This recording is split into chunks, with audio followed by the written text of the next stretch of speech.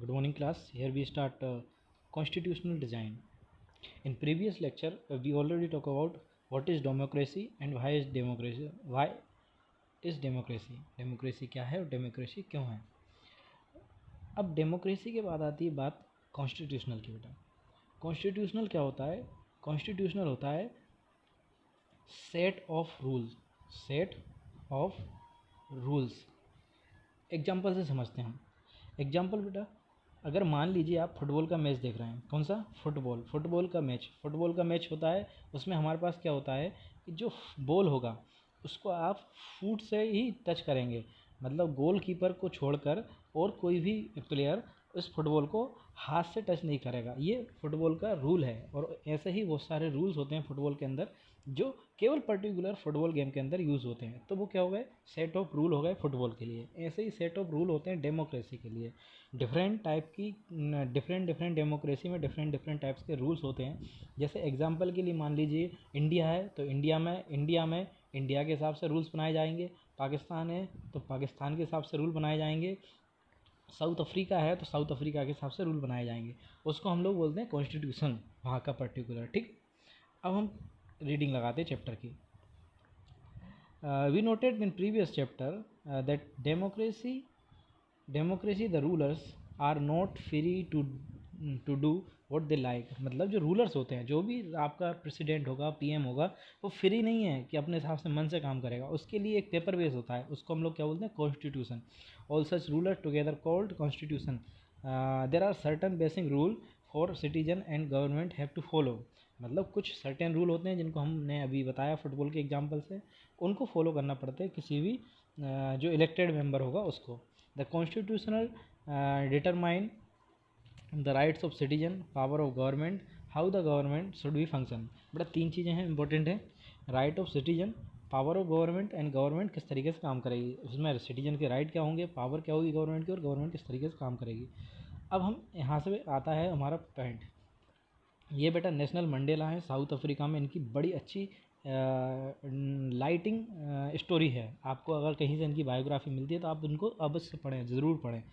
इनका एक स्टेटमेंट था, I have fought against white domination and I have fought against black domination and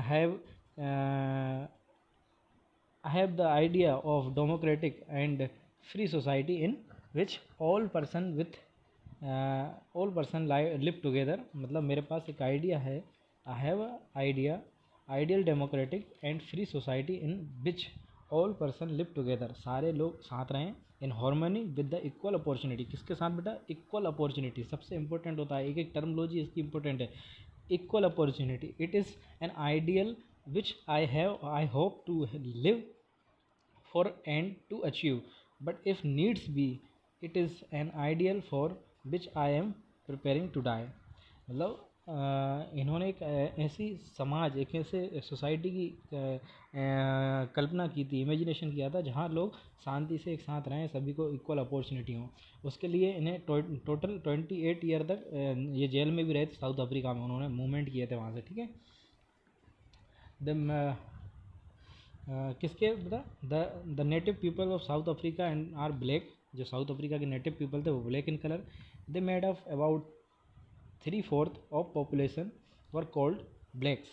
beside these two groups were there were peoples of mix racism race and who were called colored, and people who migrate from India with the white ruler and treated all non-white as inferiors। The non white did not have voting right. मतलब जो non white होते थे, एक तो होते थे बेटा white peoples और एक होते थे ब्लैक पीपल। जो ब्लैक पीपल होते थे उनको वहाँ वोट डालने का राइट भी नहीं होता था। ठीक है, अपार्ट इसमें एक देखो आपको यहाँ पे दिखेगा एक बड़ा अच्छा सा ये फिगर बनाया हुआ है। ये आपका कार्टून है। Danger native Indian and coloured. मतलब नेटिव इंडियन मतलब जो इंडिया से आए हैं, और कलर्ड मतलब जो ब्लैक हैं। If you enter these premises at night you will be listed as missing. मतलब आप अगर यहाँ आए तो आपको मिसिंग कर दिया जाएगा। ठीक है ना, तो इस तरीके की वार्निंग लिखी रहती थी उस समय। ठीक है, एक और यहाँ पे देखो बेटा, एक और एड यहाँ पे लिखा हुआ है। ये डरबन का है, city of Durban. Under the section of 37 of the Durban beach by laws, this beach area is reserve for the sole use of member of white race, मतलब सफ़ेद गोरे लोगों के लिए ये बीच रिजर्व है। अब इस तरीके का रेसिज्म होता है। अगर आप डेमोक्रेसी चाहते हैं किसी भी जगह पर, किसी भी नगर में, आप अगर डेमोक्रेसी चाहते हैं तो आप इस तरीके की डिस्क्रिमिनेशन नहीं कर सकते, कलर के बेसिस पे आप दो लोगों में फ़र्क करें, ठीक है। तो ये आपका डेमोक्रेसी के अगेंस्ट होता है, ठीक है। अब इसके बाद बात शुरू होती है बेटा, since since Since 1950, the black color and Indian fight against the uh, apar- apartheid system. They launch protest march and strike the African National Congress, जो वहाँ की पार्टी थी, ठीक है, was umbrella against organization that leads a struggle against the policies। ये जो party थी उसने ये जो स्ट्रगल था उसको लीड किया, including many of worker union and communist parties, many of sensitive bites also join the ANC to oppose apartheid apartheid apartheid and play a leading role in this struggle. Several countries denounce apartheid as unjust and racist, but the white racist government continue to rule। वो इतना सारे विरोध के बाद भी उन्होंने continue किया rule करना, ठीक है। फिर इसके बाद उन्होंने फिर साउथ अफ्रीका में न्यू कॉन्स्टिट्यूशन लेके आया। यहाँ पर देखें आप, ये एक पिक्चर दिखी हुई है, जो ये पिक्चर नेशनल मंडेला के सपनों को पूरा करती है। मैंने आपसे रिपीट कर रहा हूँ, नेशनल मंडेला को आपको पढ़ना चाहिए, आप उसकी बायोग्राफी ज़रूर पढ़ें, ठीक है। यहाँ पे ये ब्लॉग बड़ा इंपॉर्टेंट है, देखिए। The south African constitution inspired democratic all over the world. क्योंकि जो साउथ अफ्रीका में जो प्रॉब्लम थी वो किसी भी अदर कंट्री के हिसाब से बहुत ज़्यादा थी। मतलब साउथ अफ्रीका में जो प्रॉब्लम थी वो अगर किसी और कंट्री में मान लीजिए कोई प्रॉब्लम है तो वो नेग्लिजिबल थी साउथ अफ्रीका के आगे, ठीक है। आई state denounced by the entire world till 1994 as the most of undemocratic one, is now seen as a model of democracy. What made this change possible was the determination of peoples of South Africa work together to transform vital experience into the mighty blue and rainbow nation।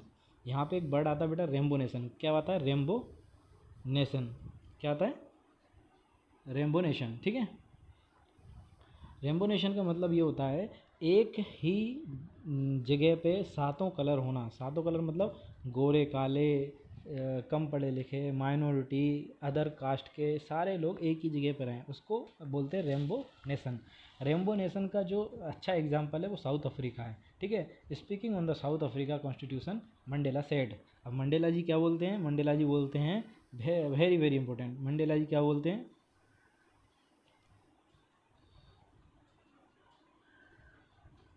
Mandela ji बोलते हैं the constitution of South Africa, the constitution of South Africa speaks both past and the future. On the one hand it is the solemn pact in which we as South African declare to one another that we shall never permit a repetition of our racist and brutal and repressive past, but it is more than that. It is also a character for the transformation of the country into one which is truly shared by all people. It's a country which in the fullest sense of belonging to all us, black and white, women और men। मतलब जो इन्होंने अपने ऊपर सहन किया था कि इनको ब्लैक होने के कारण पूरे राइट नहीं मिलते थे। जब इनके पास गवर्नमेंट आई, जब ये लोग रूल करने के लिए आए, नेशनल मंडेला जी, तो उन्होंने ये बोला कि हम रेनबो नेशन बनाएंगे, उसमें सारे लोग साथ में रहेंगे, भले ही चाहे वो गोरे हों, काले हों, या फिर औरत हो या मैन हो, वो कोई भी हो, मैन, वूमेन, ब्लैक, वाइट, सब, ठीक है। तो ये साउथ अफ्रीका की प्रॉब्लम्स थी जो उनको सोल्यूशन निकाला, और नेशनल मंडेला वहाँ की हीरो हैं, ठीक है। नेशनल मंडेला की जो थ्योरी है ज़्यादातर वो गांधी जी से प्रभावित थे, महात्मा गांधी से वो बहुत ज़्यादा प्रभावित थे। जिस तरीके से महात्मा गांधी अहिंसा का मार्ग अपनाते थे, उसी तरीके से इन्होंने भी काम किया। अब आता है नेक्स्ट टर्मोलॉजी आती है, why do we need constitution. इसको हम नेक्स्ट लेक्चर में पढ़ेंगे। Thank you.